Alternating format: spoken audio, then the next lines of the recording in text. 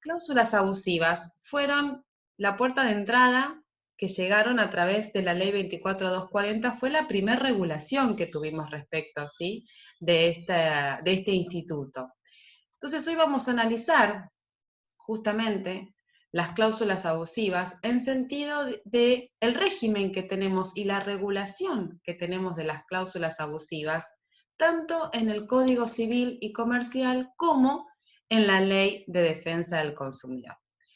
Por eso vamos a hablar de un régimen y vamos a ver claramente que vamos a volver sobre algunos temas del código donde se regulan los contratos celebrados por adhesión a cláusulas generales predispuestas, donde luego parece ser que tuviésemos una repetición de normas justamente vinculadas con las cláusulas abusivas en el código cuando regula la categoría de contrato de consumo. Por lo tanto, vamos a estar hoy presenciando y vivenciando esto que les venimos trasladando desde los primeros momentos de esta materia, que es el diálogo de fuentes y el entender este microsistema, esta armonía, esta coherencia de normas que vamos a tener, obviamente, que comenzar a trabajar e internalizar en el diálogo que vamos a tener, tanto de las leyes especiales, y no me refiero únicamente a la Ley de Defensa del Consumidor, sino también a la Ley de Tarjeta de Crédito, a la Ley de Medicina Prepaga,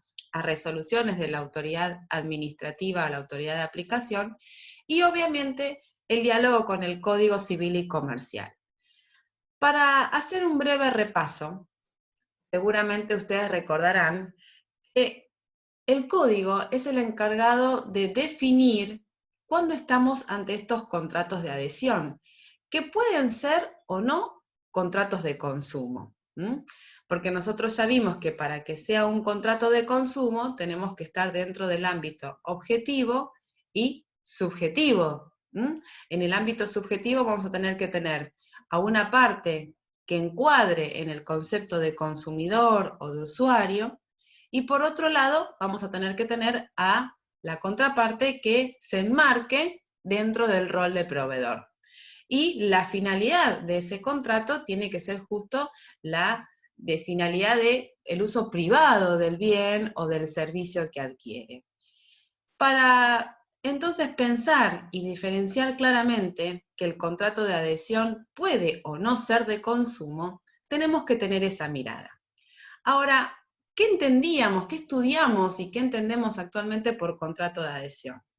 El artículo 984 del Código establece que el contrato por adhesión es aquel mediante el cual uno de los contratantes, fíjense que no habla ni de proveedor ni de consumidor, habla simplemente de uno de los contratantes, adhiere a cláusulas generales predispuestas unilateralmente por la otra o por un tercero, sin que el adherente haya participado de su redacción.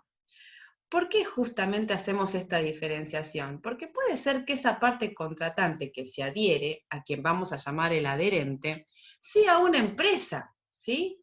Sea una pymes, sea una SRL.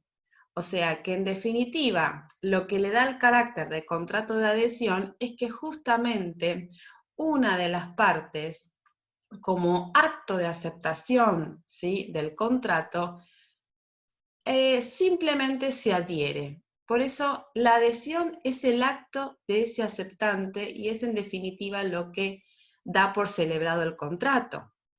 Mientras que el predisponente, que sería justamente la parte que redacta unilateralmente por sí o por un tercero el contrato, justamente ha utilizado la predisposición, por eso es el predisponente, como técnica de redacción del contrato. Es decir, se encargó de escribir las cláusulas del contrato de manera unilateral.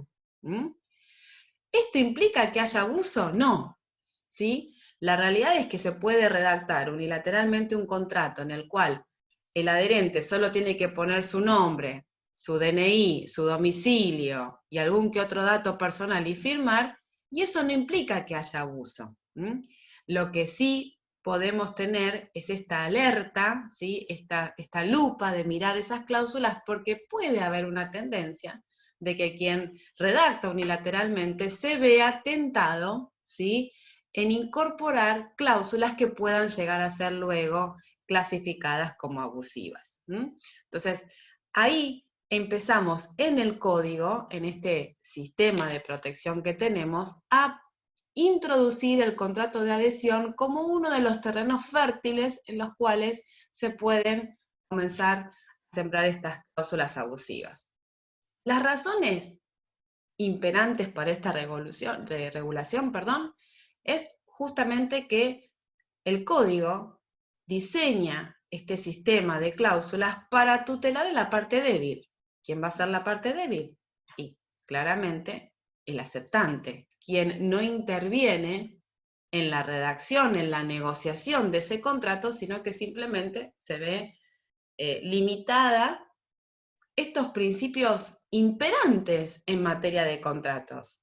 La libertad contractual, claramente, vamos a ver que se encuentra la autonomía de la voluntad muy reducida, muy acotada, de la parte que se adhiere a un contrato de adhesión. Lo único que puede negociar, por ejemplo, cuando uno va a celebrar un contrato de locación, es quizás ciertas situaciones particulares y muy pequeñas del contrato. Dudo que pueda negociar el precio, dudo que pueda negociar el régimen de las mejoras, dudo que pueda negociar el pagar o no las expensas extraordinarias, ¿sí?, conjuntamente con las ordinarias. O sea, hay una libertad, una autonomía de la voluntad de la parte más débil del adherente muy limitada. Y la igualdad, obviamente, y esta libertad se encuentran en un desequilibrio. Por eso es que el codificador decide incorporar este sistema, ¿sí?, de regulación de cláusulas abusivas para, de alguna manera, limitar o prevenir estos abusos que pueden llegar a presentarse en esta incorporación de cláusulas. Vamos a ver entonces, está diseñado, ¿sí?, este régimen para superar esta desigualdad y para poner límites, ¿sí?, a este actuar que tiene la parte predisponente.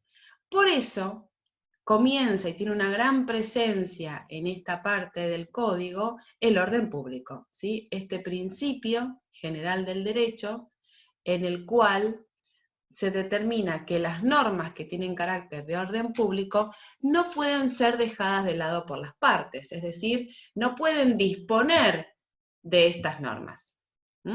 Esto morigera, ¿sí?, de alguna manera aliviana ese principio también del derecho contractual que es el pacta sub servanda, es decir, que el pacto es ley para las partes.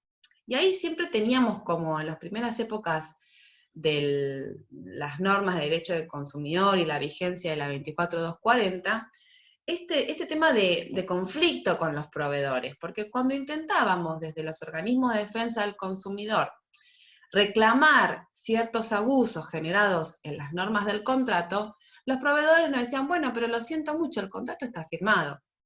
Este es un contrato que el cliente lo vio, lo leyó, lo completó y lo firmó. Así que ahora no me puede venir a decir que este contrato no tiene validez o que esta cláusula es nula, como dijo recién Miranda, ¿sí? Se tiene por no convenida. No, en realidad acá el legislador intenta, ¿sí?, morigerar esto de que el contrato es ley para las partes cuando justamente hay un abuso de una de las partes hacia la otra. Por eso, vamos a ver que además del régimen de cláusulas abusivas, también hay reglas propias en una hermenéutica especial, especialísima, elaborada con el fin de interpretar y revisar el contenido del contrato. Esto no es un dato menor porque sabemos que en el contexto de pandemia que nosotros nos encontramos, estamos justamente interpretando contratos constantemente y revisando el contenido de los mismos, dada que las circunstancias no son las mismas de cuando se celebraron. Vamos entonces ahora a repasar qué nos decía el código, o qué nos dice, mejor dicho, cuando regula, ¿sí?, las cláusulas abusivas. ¿Hay alguien que pueda leer y se ofrezca a leer el artículo 985, por favor, del código? Yo leo, profe. Por favor, Damián. Requisitos. Las cláusulas generales predispuestas deben ser comprensibles y autosuficientes. La redacción debe ser clara, completa y fácilmente legible. Se tienen por no convenidas aquellas que efectúan un reenvío a textos o documentos que no se facilitan a la contraparte del predisponente, previa o simultáneamente a la conclusión del contrato. La presente disposición es aplicable a la contratación telefónica, electrónica o similares. Bien, perfecto. O sea que acá tenemos los requisitos que tiene que tener una cláusula, ¿sí? Para no ser considerada abusiva. O sea, si usted va a incorporar una cláusula al contrato, tenga en cuenta que tiene que cumplir con estos requisitos. En caso que usted no cumpla, señor predisponente, puede llegar a ser tildada de cláusula abusiva. Lo primero que le pide el código a quien redacta es, mire, usted debe garantizar la comprensión de la cláusula. Tiene que ser comprendida. El adherente la tiene que entender. ¿Y cuándo la va a entender? Cuando la cláusula sea clara, cuando sea legible sobre todo. ¿Vieron la famosa, siempre que decimos la letra chica del contrato? Hay que leer la letra chica del contrato, ¿sí? O sea, y que sea legible no quiere decir que la hayamos escrito bien, sin faltas de ortografía. No, estamos diciendo que tiene que utilizar un mínimo de caracteres aprobados, ¿sí? Por los colegios de oftalmólogos, donde dice que cualquier persona normal con una lente o de determinada visión puede llegar a leer ese tipo de letra. Además, debe ser completa y autosuficiente. Que sea autosuficiente justamente determina que usted no tenga que ir a otro documento, a otro link, ¿sí? a otros anexos que no se le faciliten en ese momento, ¿sí? Porque usted, por ejemplo, le pueden entregar un contrato formulario donde dice, la responsabilidad, por ejemplo, de la aseguradora se tendrá en los alcances de lo dispuesto en el artículo 80 del anexo 240. Y usted en ese momento no le entregaron el anexo 240, ¿sí? Por lo tanto, no podemos decir que esa cláusula del contrato que se le entregó, del contrato que usted leyó y firmó, estaba incorporada, ¿sí? En ese mismo documento. Entonces, me fui para... Tenemos que tener en cuenta que lo que justamente regula acá el legislador, que además dice que se aplica a la contratación telefónica, electrónico, similares, es el contrato de inclusión, el control de inclusión de las cláusulas. Lo que establece acá el codificador es, vamos a utilizar este mecanismo del artículo 985 que me determina los requisitos, ¿sí? Que tiene que tener una cláusula para no ser declarada abusiva, como un control de inclusión de la cláusula en el contrato. Es decir, vamos a decir, en nuestro caso, que el consumidor conoció, comprendió, pudo leer la cláusula si se redactó de la manera en que nos dice el 985. En caso que no haya sido así, porque por ejemplo se habla de una contratación electrónica y a usted nunca le enviaron el contrato que celebró, claramente tenemos una información, una cláusula que no puede ser considerada incluida en el contrato porque el consumidor no la conoció, nunca le fue entregada.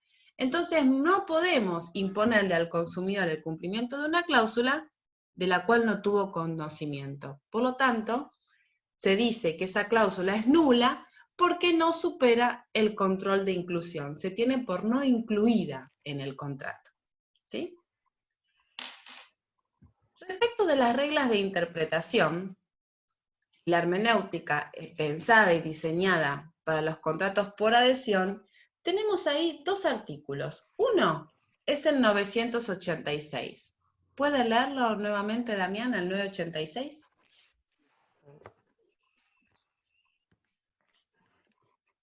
Tenía el Sí, micrófono prendido, no me di cuenta. no pasa nada, no escuchábamos nada igual, ¿eh? Cláusulas particulares. Las cláusulas particulares son aquellas que, negociadas individualmente, amplían, limitan, suprimen o interpretan una cláusula general. En caso de incompatibilidad entre cláusulas generales y particulares, prevalecen estas últimas. Bien, o sea que ahí tenemos una primera regla de interpretación, que si la tuviesen que resumir simplemente y claramente, como le pedimos a quienes redactan los contratos por adhesión que lo hagan de manera clara y simple, diríamos que puede llegar a haber en un contrato de adhesión cierta negociación, aunque sea mínima, y que nos encontremos frente a una cláusula particular en la que las partes sí negociaron y la incorporaron, en contradicción con una cláusula general predispuesta.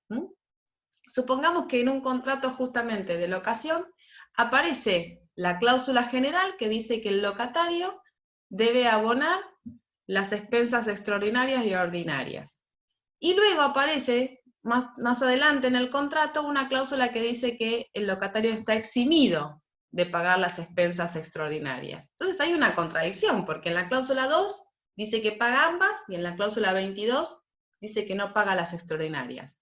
Bueno, se supone que ahí en esa cláusula particular hubo cierta negociación. Frente a la contradicción entre una cláusula general y una particular, prevalece la cláusula particular por sobre la cláusula general. O sea, tenemos la posibilidad de decir que la cláusula 2, que era la general, no se debe interpretar de esa manera, sino que cobra vigencia por encima de ella la cláusula 22, o sea, la cláusula particular. Por eso lo dice claramente, ¿sí?, que se entiende, en este caso, que las cláusulas generales y particulares prevalecen estas últimas. Y el segundo, ¿sí?, el segundo, o la segunda regla de interpretación, que es algo parecida a la que tenemos propiamente en el contrato de consumo, es la que aparece en el 987. El legislador nos invita a interpretar estas cláusulas ambiguas, ¿sí? Ambiguas es que puede llegar a tener más de un significado, más de una interpretación. Puede ser que el consumidor en este caso esté obligado a contratar un seguro o no, no se entiende bien qué es lo que dice la cláusula. Por lo tanto, si hubiese una cláusula ambigua, el legislador dice que se debe interpretar en sentido contrario a la parte predisponente. Frente a una cláusula ambigua, que puede tener interpretación favorable o desfavorable, se la tiene que interpretar de manera desfavorable para quien la redactó. Claramente es como una especie de sanción. Si usted ha elegido la predisposición y redactó solito el contrato o lo hizo redactar, tendría que haberlo hecho de manera clara. Al no haber sido claro, le pedimos disculpas, lo vamos a interpretar en contra suyo, ¿sí? Es como un derivado de ese principio general también de interpretación que es el favor de vitoris, ¿no? Esto de que al deudor hay que liberarlo, ¿no? Bueno, ante la duda, el deudor se libera. También tenemos el indubrio pro consumidor, que ante la duda se interpreta a favor del consumidor. Bueno, acá tenemos algo similar, porque en realidad no es que se interpreta al favor del consumidor, sino en contra del predisponente, y según de quién estudien, también le van a decir a favor del consumidor. Bueno, si se entiende que es en contra de uno, es porque es a favor del otro, ¿no? O sea, es como que podría llegar a ser también eso. Siguiendo entonces, y dejando ya esto de las reglas de interpretación, esto del control de inclusión que habíamos dicho en el artículo 985 se vuelve a presentar de manera que tenemos acá nuevamente el artículo de cómo tienen que ser redactados. Dijimos que tenían que ser comprensibles y autosuficientes, ¿no? Este artículo 985 que leyó el compañero recién Damián.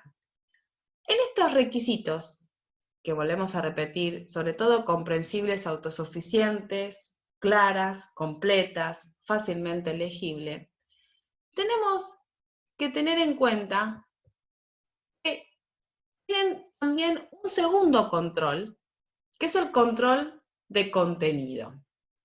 Entonces, puede suponerse, como dijimos antes, que la cláusula haya sido debidamente informada, el consumidor la conoció, la pudo leer, no había reenvíos. ¿Esto ya significa que la cláusula es válida y no hay ningún abuso? ¿No se puede considerar abusiva? No. Porque después hay otro control, que es el control de contenido. Acá vamos a ver que realmente nos ponemos a revisar ese contrato y esa cláusula que tiene cierto aroma de abusividad. El diseño que presenta el código en el artículo 988 me da las notas distintivas, esas notas tipificantes de una cláusula que puede llegar a tener cierto aroma de abusividad. ¿Qué dice el 988?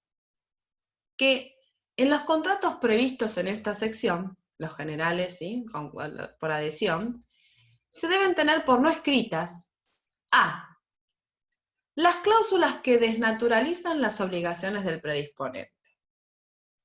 B. Las que importan renuncia o restricción a los derechos del adherente o amplían los del predisponente que resultan de normas supletorias. Y C. Las que por su contenido, redacción o presentación no son razonablemente previsibles. ¿Qué ha hecho el legislador?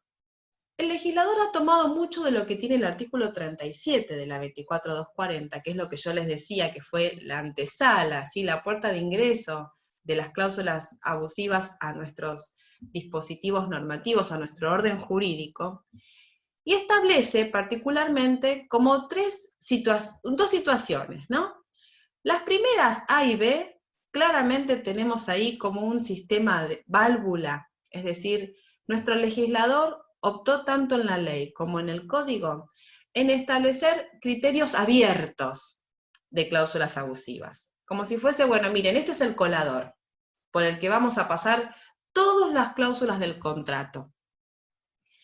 Aquellas cláusulas que desnaturalicen las obligaciones no pasan el filtro. Por lo tanto, este colador les es el límite, esta cláusula es abusiva. Y aquellas cláusulas que importen renuncia o restricción a los derechos del adherente y amplíen los del predisponente, tampoco van a pasar el filtro. Van a ser declaradas abusivas. Por eso son abiertas. En lugar de decir, miren, vamos a hacer un listado de cláusulas abusivas y vamos a poner todos los meses, vamos a ir agregando cláusulas, estamos por las 2500 más o menos. No, hacemos un sistema abierto.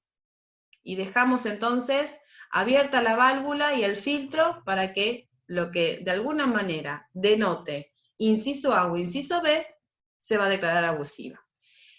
E incorpora esta tercera categoría en la C, que sería como una subcategoría, que son las cláusulas sorpresivas. Son esas cláusulas, y volvemos a tener acá esto de lo razonable dando vuelta en el código, ¿no? Que no fueron previsibles de manera razonable. O sea, el consumidor realmente los toma por sorpresa en el marco de la contratación. Si yo tuviese que darle un ejemplo de una cláusula sorpresiva, puedo decirles, por ejemplo, que en un contrato, ¿sí?, que me tocó celebrar con mi hija que había ido a saltar a un lugar de colchonetas, ¿sí?, eran como camas elásticas, Rush se llama, queda por la zona de Pilar, yo voy a contratarle a ella el tiempo que iba a saltar en esas camas elásticas, y después cuando uno contrataba, completaban una tablet, los datos, el mail, y te mandaban el contrato, las condiciones generales de contratación. En una de esas condiciones generales de contratación, chicos, aparecía una cláusula que decía que yo cedía los derechos de imagen de mi hija. O sea, que en caso de que ese lugar, ese, podríamos decir, parque de diversiones o parque de camas elásticas, decidiese emitir una publicidad o una imagen para redes sociales en la cual estaba mi hija saltando las colchonetas, estaban totalmente avalados y permitidos, autorizados para hacerlo, porque dentro del contrato había una cláusula que decía que yo cedía los derechos de imagen de los menores bajo mi patria potestad o mi responsabilidad parental, como es ahora. O sea, esa cláusula es totalmente irrazonable para mí. O sea, nunca pude prever que la celebración de ese contrato, yo estaba cediendo los derechos de imagen de mi hija menor. Si yo en realidad iba a celebrar un contrato de esparcimiento, recreativo. Entonces, esa es una cláusula que sin duda está dentro de la categoría de sorpresiva. Ahora, claramente, las otras dos, que son los clásicos de las cláusulas, cuando nosotros los evaluamos y le preguntamos qué se entiende por cláusula abusiva, nos estamos refiriendo al inciso A y al inciso B. Son las cláusulas que desnaturalizan las obligaciones del predisponente. Que desnaturalice la obligación significa que la aparta de la finalidad del contrato. La famosa leyenda que aparece en los contratos de garage. No se hace responsable por los efectos personales. ¿Cómo? Entonces, ¿para qué lo estoy dejando adentro de un garage? Para eso lo dejo en la calle. Si el contrato de garage tiene como obligación principal la guarda y la custodia, y usted me incorpora una cláusula que me dice que no me va a guardar ni me va a custodiar, se está apartando de la finalidad del contrato. ¿Qué sentido tiene ese contrato para el consumidor si no van a cumplir con la finalidad que estaba buscando? Ya vamos a ver algunos ejemplos. Y la de renuncia o restricción de los derechos del adherente es clara cuando de repente aparecen, por ejemplo, situaciones donde el adherente, ¿sí?, tiene el derecho de rescindir el contrato unilateralmente sin causa. Esto pasaba en las medicinas prepagas, ¿sí? Los predisponentes, la medicina prepaga decía, en la cláusula 4, la empresa se reserva el derecho de dar por concluido el contrato sin causa, en cualquier momento. Un contrato de salud, ¿no? Donde de repente se imaginarán ustedes que cuando venían esas rescisiones, cuando la persona se enfermaba, cuando la persona le aparecía una enfermedad crónica, larga y costosa, o cuando se ponía vieja. Y por otro lado, si el afiliado o el socio de la medicina prepaga quería ejercer su derecho a rescindir el contrato unilateralmente, lo tenía que hacer con 60 días de aviso, tenía que tener la cuota al día. Bueno, entonces como uno resuelve cuando quiere, sin causa, y el otro tiene que pagar, avisar con tiempo, no estar en deuda. Entonces, acá había una ampliación de los derechos de la medicina prepaga y una restricción a los derechos del afiliado. Bueno, ahí teníamos muchísimas situaciones. En la medicina prepaga, en los seguros, es donde se suele dar, y también en algunos lugares de financieras. Fundamento legal. ¿Sí? Para entender por qué se ha buscado este diseño, claramente estamos buscando preservar la equidad, la justicia contractual, que es otro de los principios, el principio de buena fe. Buscamos tutelar a la parte débil, no es que el codificador se la agarra con los fuertes, con las empresas, que esto es un código para los débiles, simplemente que estamos tratando de nivelar, ¿sí?, esa desigualdad. Esta red de protección es un sistema abierto, como les vine diciendo, o sea, realmente da estos parámetros de los incisos A y B para que puedan llegar a aparecer otros supuestos de cláusulas que hoy no podemos prever, pero que pueden aparecer. Y, como les decía, esta subcategoría de sorpresivas, que no se requiere que sea inesperada, ¿no?, sino que justamente acentúan la inequidad y no supera un examen de razonabilidad, pero de ningún tipo, ¿no? Esto de que me incorporen a mí, ceder los derechos de imagen de mi hija menor, solo porque va a divertirse, ¿sí?, a un lugar de camas elásticas. Entonces, lo que se entiende por estas cláusulas sorpresivas es que ingresan clandestinamente al contrato, el predisponente cuenta con que el adherente no la espera, por lo que su expectativa consiste en tomarlo por sorpresa y desprevenido. Evidencian un actual desleal, y algunos autores hasta se animan a decir que hay una dosis de inmoralidad más que de abusividad, ¿no? Entonces, como que esta categoría, todavía sin mucho precedente en la jurisprudencia, viene siendo tildada no solo de abusiva, sino de inmoral. El control judicial, que quiero también que lo veamos, es un control que hacen los jueces que de alguna manera diferenciémoslo del de contenido, porque los jueces siempre van a hacer el control judicial de las cláusulas. Puede ser que haga un control de inclusión, dice no, esta cláusula no fue informada, no fue conocida, no supera el control de inclusión, es abusiva. O puede ser que diga no, fue informada, está incluida, pero no supera el control de contenido. Ahora, en rasgos generales, el control que hacen los jueces está regulado bajo el título Control Judicial en el artículo 989. Porque ¿qué se aclaró de decir el legislador acá en el Código y en la Ley 24240? Que hay contratos, por ejemplo los de medicina prepaga, los de seguros, los de ahorro previo, que tienen como la aprobación de una autoridad administrativa. Las medicinas prepagas, cuando lanzan productos al mercado y contratos, tienen que tener aprobados esos contratos por la Superintendencia de Servicios de Salud de la Nación. Los de seguro, por la Superintendencia de Seguros de la Nación. Los de ahorro previo, los planes de auto, por Inspección General de Justicia, por IGJ. Ahora, que haya sido aprobado este contrato por la autoridad administrativa, no implica que el juez no pueda revisarlo. Ah, no, pero este contrato no es abusivo porque ya está aprobado por la autoridad de aplicación. No, ¿sí? Usted tiene esta aprobación, la autoridad habrá mirado algunas cosas, puede que se le haya pasado. Por lo tanto, el juez puede de todas maneras ejercer ese control judicial y acá nos da el efecto. Cuando el juez declara la nulidad parcial del contrato, es decir, la nulidad de la cláusula o las cláusulas, simultáneamente lo tiene que integrar.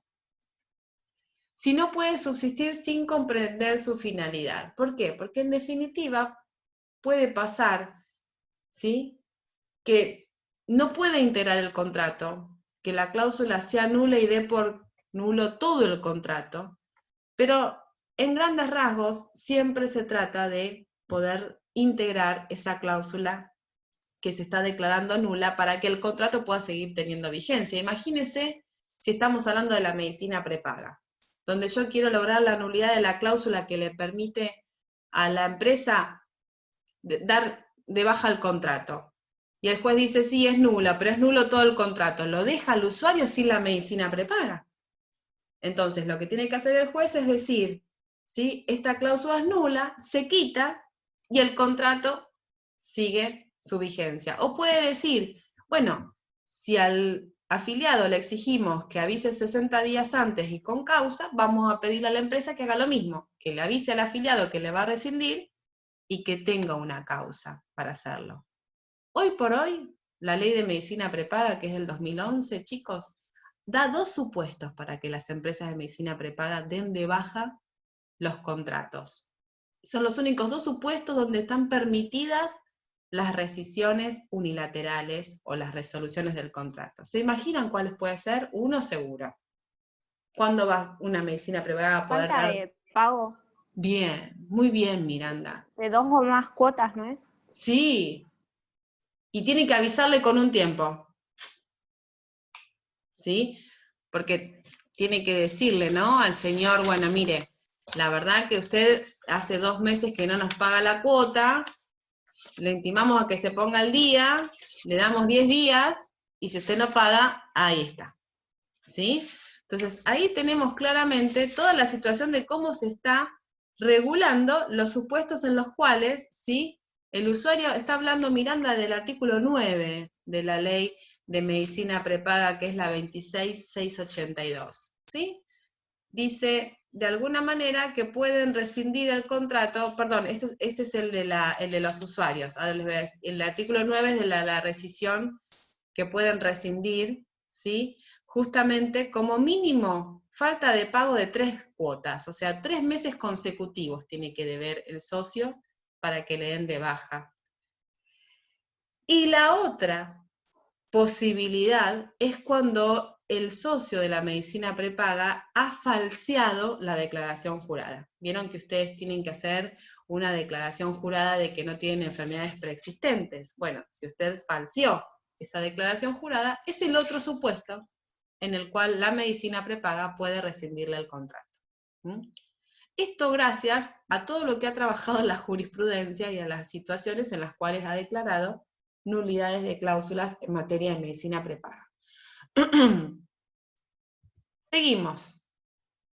Dejamos entonces ahí de lado un ratito nomás el código para ver qué nos dice el artículo 37 de la ley 24240, que es la introducción, diríamos, como la primera temporada del régimen de cláusulas abusivas. Si usted está estudiando contratos y tiene que ver régimen de cláusulas abusivas en consumidor, tiene que saber el artículo 37. Y ustedes, que están justamente en la materia especial, no pueden conocerlo. La tutela, entonces, que tenemos en materia de consumidor, y particularmente en las normas propias de la 24240, nos vuelven a diseñar esto del problema que se presenta ante la predisposición contractual y las condiciones generales de contratación.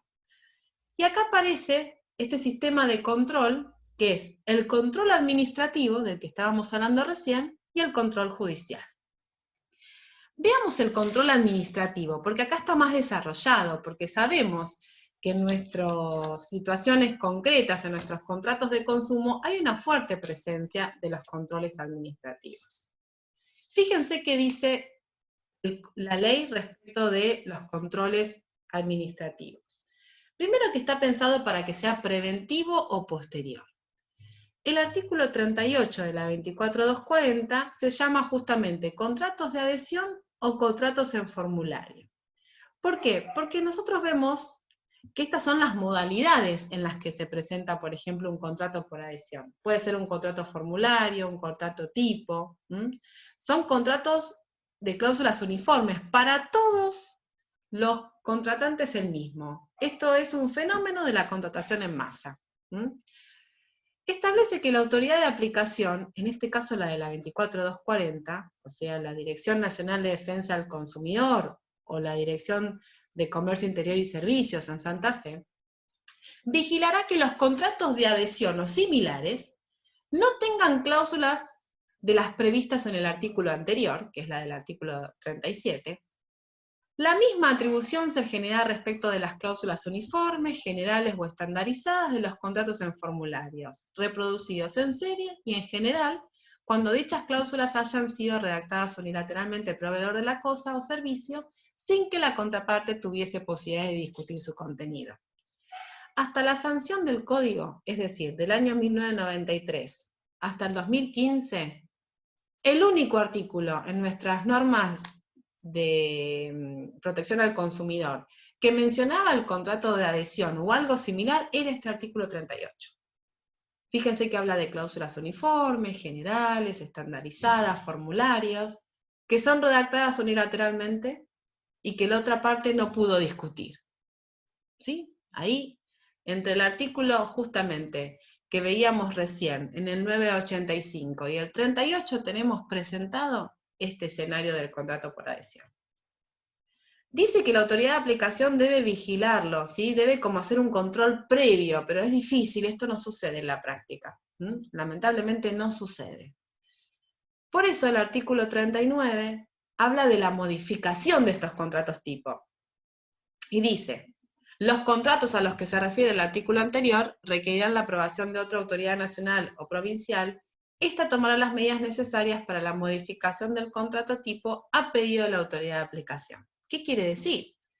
Que bueno, el legislador confesa que ve difícil que la autoridad de aplicación pueda revisar todos los contratos que los proveedores lanzan al mercado para desarrollar su actividad. Entonces dice, bueno, en el caso que se detecte que un contrato tenga cláusulas abusivas, va a tener que dar aviso a la autoridad para que de alguna manera tome medidas para quitar esas cláusulas abusivas de los contratos. Por eso, en definitiva, no sé si intrascendente que haya controles previos o no para declarar la abusividad, y por eso pongo que las facultades para declarar no convenidas las cláusulas están únicamente pensadas para el control judicial. Quiero ser muy clara en esto, chicos, porque, y dejo de compartir un ratito, Porque muchas veces se presenta la duda, incluso en profesionales, si la autoridad de aplicación puede declarar nulas las cláusulas. Esto no, ni antes, ni ahora, ni nunca, porque estamos justamente enfocados en que la cláusula tiene que tener un control judicial, y el único que se encuentra facultado para declarar nula una cláusula es el juez. Usted no puede ir a pedir a la autoridad de aplicación, que es la encargada de juzgar infracciones o violaciones a la ley y de sancionar, que declaren la nulidad, porque no tiene competencia el Poder Ejecutivo, en donde se encuentran las autoridades de aplicación, para declarar nulidad. Si usted busca la nulidad de una cláusula, va a tener que ir a la justicia. No hay instancia administrativa que declare la nulidad.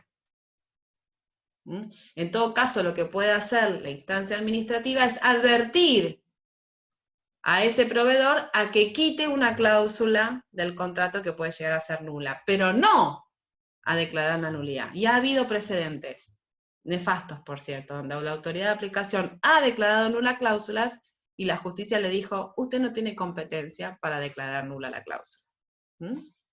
Estoy hablando nada más y nada menos de un precedente de Bowen Pilaí, que acá en Rosario ya sabemos, ¿sí?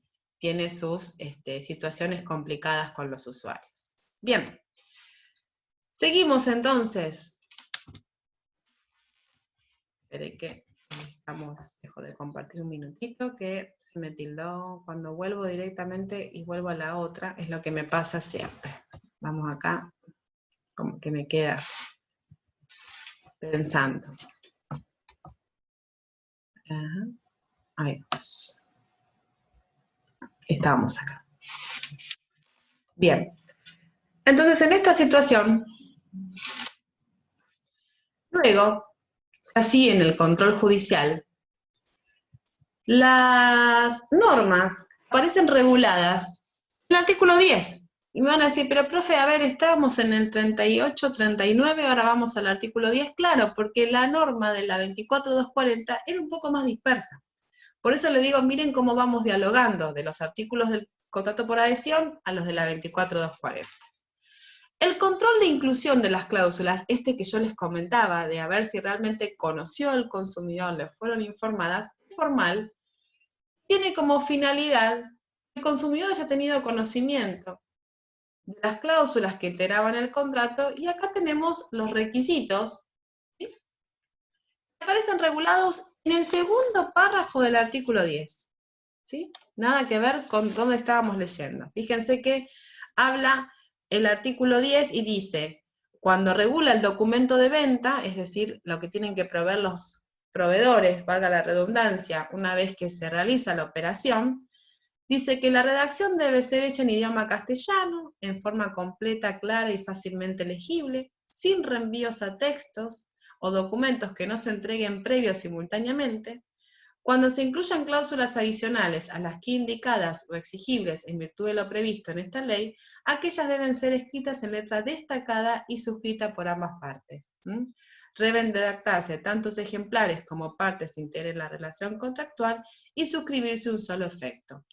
El consumidor tiene que tener un ejemplar original y todas estas situaciones y requisitos aparecen en el segundo párrafo del artículo 10. ¿Dónde tenemos presente el control de inclusión? Aquí, en la 24240. Luego tenemos el control de contenido, nuevamente. Ahora ya pasamos en control de inclusión, después va a analizar sustancialmente si la cláusula incorporada en el contrato es abusiva o no. ¿Cuáles son esas dos notas que ustedes tienen que tener en cuenta? Las que aparecen en el artículo 37, primer párrafo. Para que una cláusula sea declarada abusiva en el marco de lo dispuesto por el artículo 37, tiene que tener un perjuicio para el adelante del consumidor y un desequilibrio en la distribución de los derechos y obligaciones. ¿Alguien que pueda leer ese artículo 37, por favor?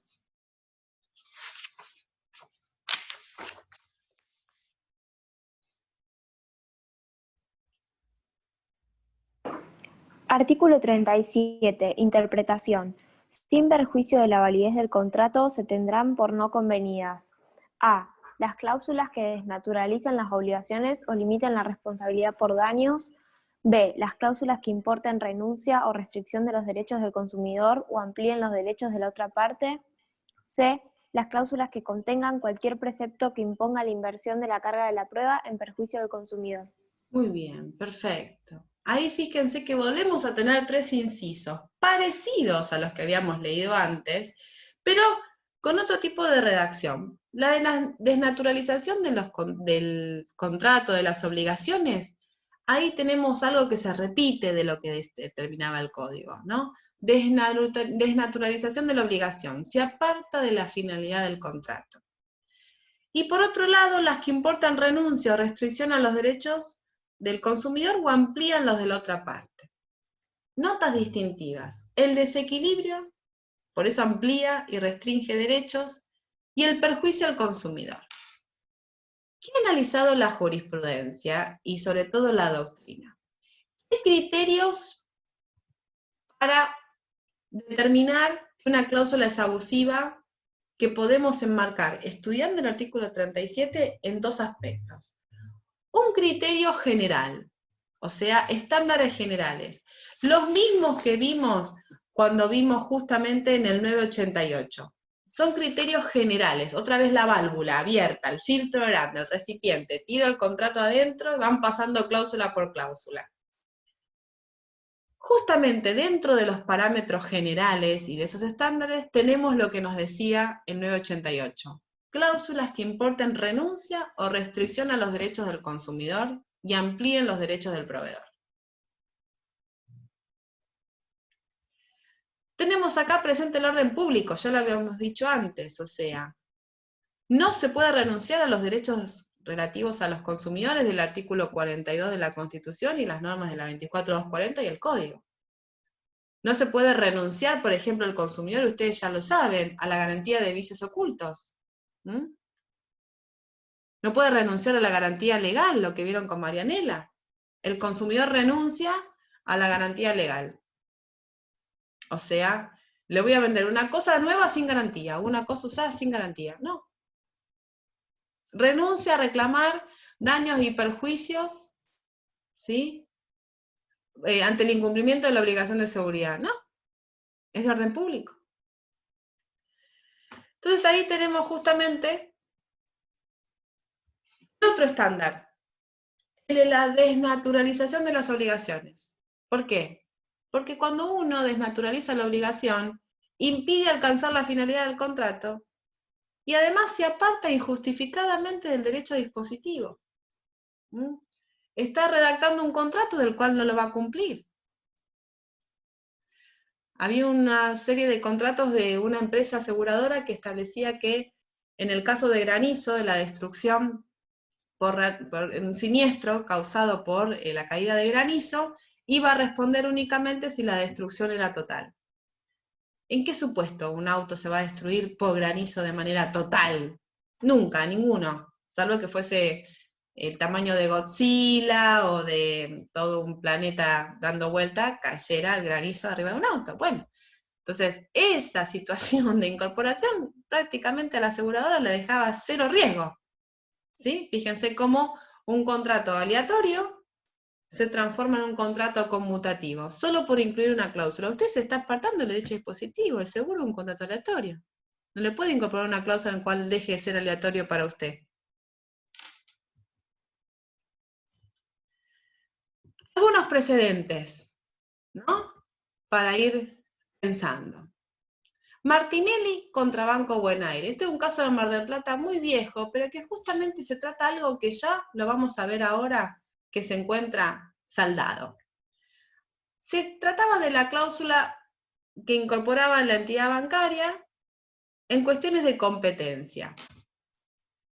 La cláusula que Martinelli quería declarar nula contra el Banco de Buen Aire justamente decía que era una cláusula que restringía sus derechos como consumidor, porque Generalmente las entidades bancarias incorporan cláusulas en sus contratos que decían que la jurisdicción o el juzgado o tribunal competente para entender ante las controversias es el juzgado de donde se encuentra la sede central.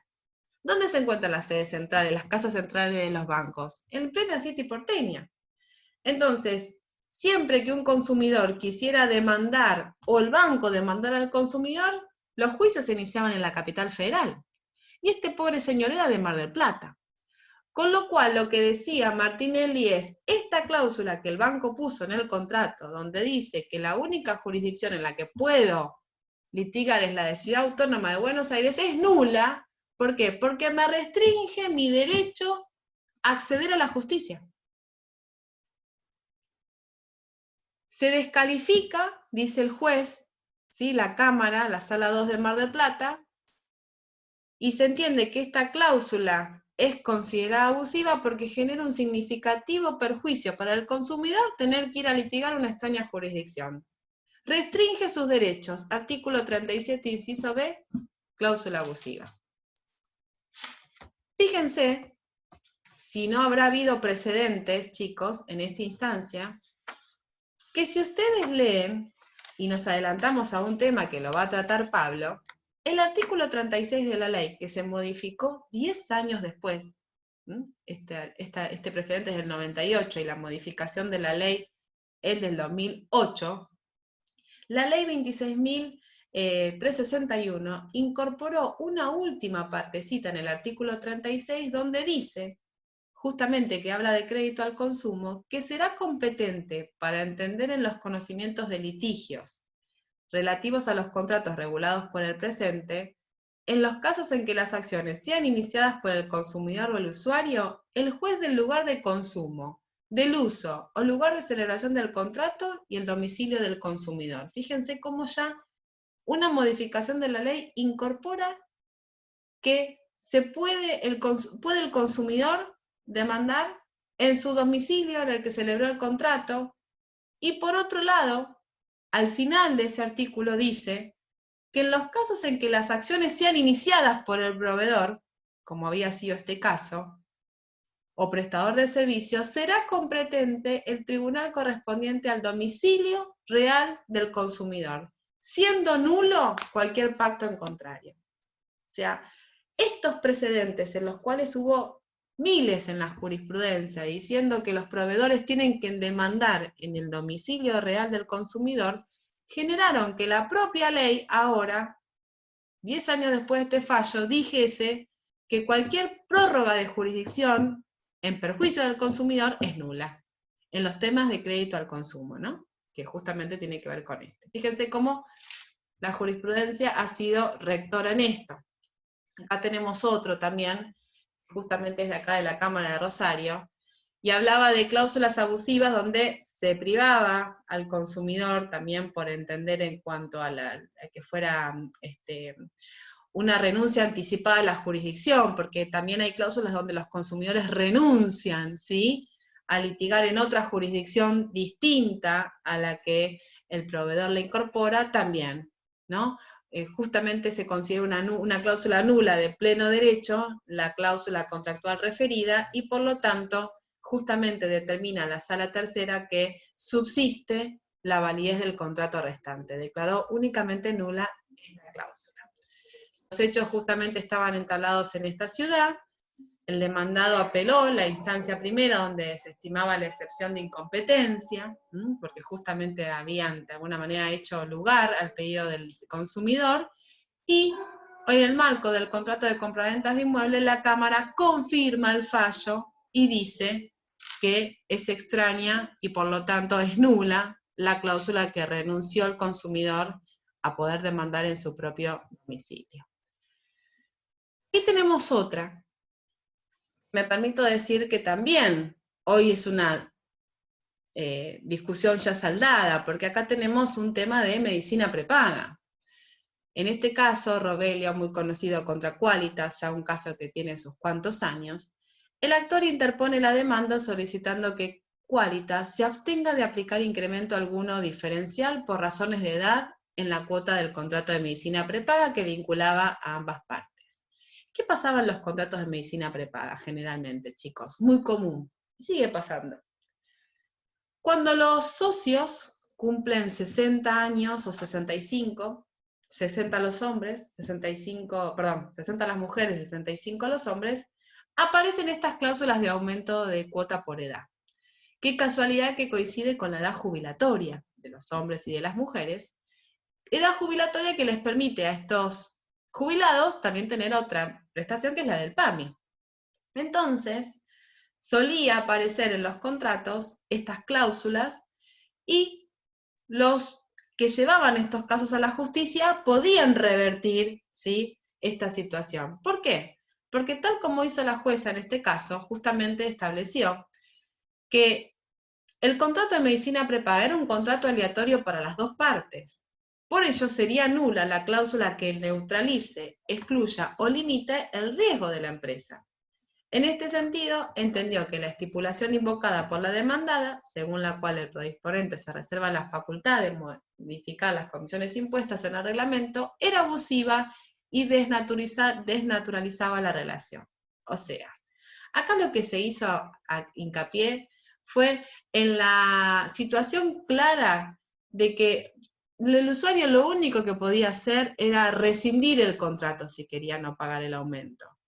Pero que por ese lado también era una situación desventajosa para el consumidor, porque el consumidor no quería a esa edad tener que rescindir el contrato. O sea, usted paga el aumento o caso contrario puede dar de baja el contrato.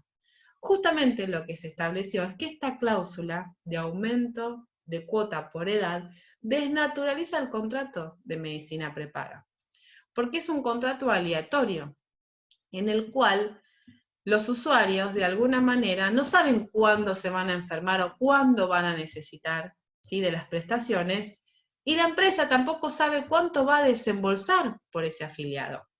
Si usted decide incorporar un aumento cada vez que la persona se ponga más vieja, va bajando el riesgo y de alguna manera va desnaturalizando ese contrato. Tal es así que si uno mira, ¿sí?, la ley de medicina prepaga, el artículo 12 dice personas mayores de 65 años. En caso de las personas mayores de 65 años, la autoridad de aplicación debe definir los porcentajes de aumento por costo según cada riesgo. O sea, no dice que no se puede aumentar. Pero sí, en el segundo párrafo dice, a los usuarios mayores de 65 años que tengan una antigüedad mayor a 10 años, no se les puede aplicar el aumento por razón de edad.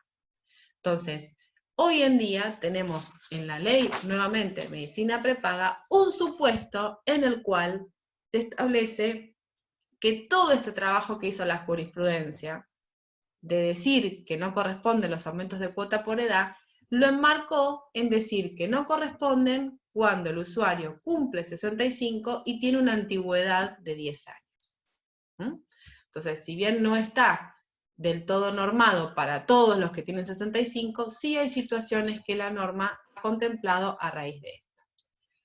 Para ir cerrando y terminando la clase de hoy, el artículo 37, así como me presenta estándares generales que vimos, ¿sí?, la desnaturalización de los contratos y la ampliación o restricción de derechos, nos da dos cláusulas que son nulas, ineficaces de pleno derecho.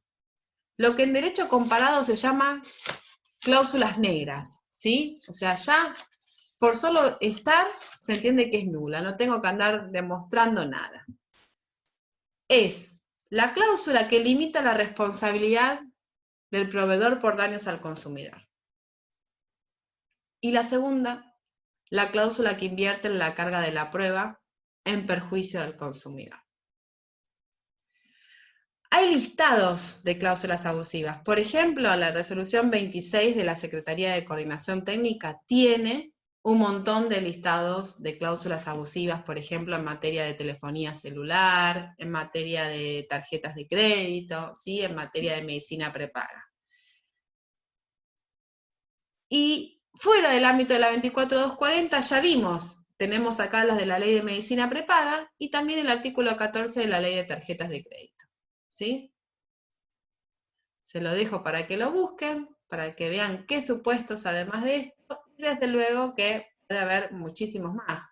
En principio, les dejo para que tengan la inquietud de buscarlo, y un último precedente, que mírense cómo las cosas a veces realmente generan un perjuicio muy grande, porque obviamente atrás de la declaración de nulidad de cláusula abusiva puede venir una reclamación por daños y perjuicios. Esto es el típico caso de las cajas de seguridad. Este fue uno de los primeros casos que hubo en el año 99, donde Paternostro, que era el usuario de una caja de seguridad de una entidad bancaria, solicita la restitución. ¿Por qué? Porque le habían sido sustraídos de la caja de seguridad el dinero.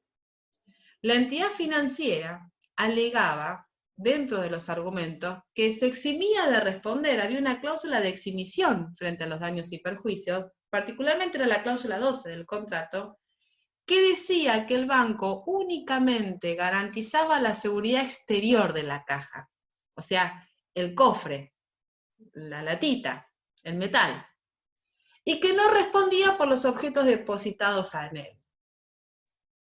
Bueno, ¿para qué voy a tener una caja de seguridad si el banco, para eso lo tengo en el colchón de mi casa, ¿no? En el cajón, en la Profe, mesita de luz? Sí, escucho, Miranda. en ese tema no hay una discusión porque es como que el contenido de la caja de seguridad supuestamente es secreto, nadie sabe qué pones, pero es difícil después, si pasa algo, evaluar, porque te puedo decir que tengo, o sea, un reloj o puedo tener millones de dólares. Entonces, al momento de la responsabilidad, eso es lo que juega, ¿no? ¿Cómo evaluar lo que se perdió? Exacto, tal cual. Ahí tenemos eso, ¿no? Como vos decís, muy bien, no hay que declarar, no hay una obligación de declarar, ¿no? Lo que uno deja en la cláusula, en la caja de seguridad. Entonces, por un lado, una cuestión que me gustaría que la miren es que el código tiene regulado ahora las cajas de seguridad bancaria. En la parte de contratos bancarios hay cierta regulación de la responsabilidad. Por eso les voy a dejar dos inquietudes sobre las que vamos a volver. El artículo 14 de la 25065, que trata ahí algunos sistemas justamente propios de la ley de tarjeta de créditos en el marco de cláusulas, y este otro que tiene que ver con la responsabilidad bancaria en relación a las cajas de seguridad, donde ha habido muchos casos. Hay un caso que se los voy a dejar para que lo miren, que es justamente de acá, creo que es de la zona de Venado Tuerto, si mal no me equivoco. Y por otro lado, esta situación que nos presenta Miranda, que es la cuantificación del daño, ¿no? Porque seguramente podemos ahora quedarnos en el debate únicamente de si eso no anula la cláusula, que de hecho el precedente de la Sala E de la Cámara Nacional Comercial dice que esta previsión, esta cláusula 12, está en clara contradicción con la segunda parte del inciso A, y establece que no se tendrán por no escritas, porque justamente está limitando su responsabilidad por daños, ¿no? Y que la responsabilidad de elevar el incumplimiento contratal sin que pueda pararse para exculparse en cláusulas limitativas que carecen de eficacia. Le dice usted, no puede ampararse en cláusulas que no tienen eficacia para limitar su responsabilidad. O sea que en este sentido lo obliga a responder por lo que estaba depositado, pero nos queda pendiente lo que dice Miranda. Bueno, ahora, ¿sobre qué tiene que responder? ¿Sobre cómo va a probar el dinero que tenía, las joyas? ¿Podrá probar la preexistencia, por ejemplo, acompañar en alguna foto, en alguna cena de casamiento, que podremos ver el anillo? Un boleto de compraventa que de alguna manera da cuenta de que esos dólares con los que vendió su departamento estaban puestos ahí en la caja de seguridad. Una operación bancaria de que estuvo comprando todos estos meses $200 y los fue sacando el banco, entonces estaban ahí. Seguramente está la clave en lo probatorio y en la cuantificación del daño, que ya son temas no ajenos a nuestra materia, pero propios, ¿sí?, del derecho de daños. Pero a lo que voy es dejarle un poquito la mirada, más allá de conocer las normas que regulan, en este sentido, el régimen de cláusulas abusivas, sino también de ver, bueno, ¿qué hay atrás de la cláusula abusiva? ¿Qué hay detrás respecto de la responsabilidad, de la posibilidad de conservar un contrato?